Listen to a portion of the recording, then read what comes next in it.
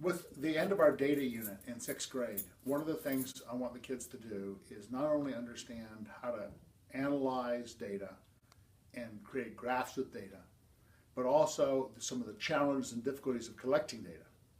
So in this particular case, what we did was the students were asked to build a Lego car. The only restrictions they were given was they could use 3 wheels and it had to have a mast on it, which could stand up and rise above it. Then they were running the Lego car down the ramp, and we wanted the Lego car to be consistent in the distance it would travel. It was always starting in the same distance. Didn't necessarily need to be far, but is it always going 18 feet? Is it going 18 feet, then 4 feet, then 16 feet? Well, that's not good. Good data is consistency. So they had to redesign to get those consistent numbers.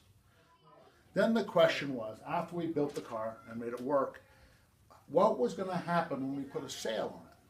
In this case, the sail is not having wind push it, the sail is actually going to slow it down.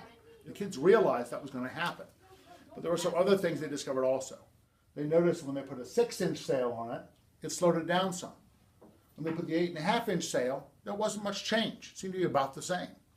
But they began to notice that the numbers were much more consistent. The sail made it more consistent in its performance. It was slower, but the numbers were almost always the same, particularly the 8.5-inch sail. So the question is, what was going on in terms of analysis?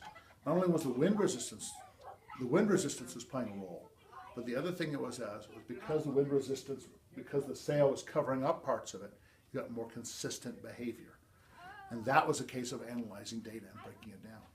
In the process, the kids realized, A, building a Lego car was harder than they thought because things bump and they break apart and fall apart. How do you make it stay together? How do you make sure you've got a good sail on it?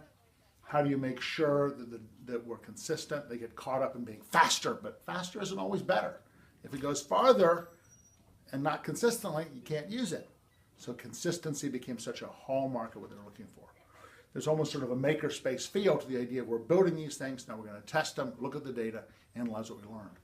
And the kids recognize very quickly that collecting data is really hard because you need that consistency. Do we know what we're measuring when we look at the data? If there's lots of variety, we really don't know what we're measuring. And if you don't know what we're measuring, you don't have good data.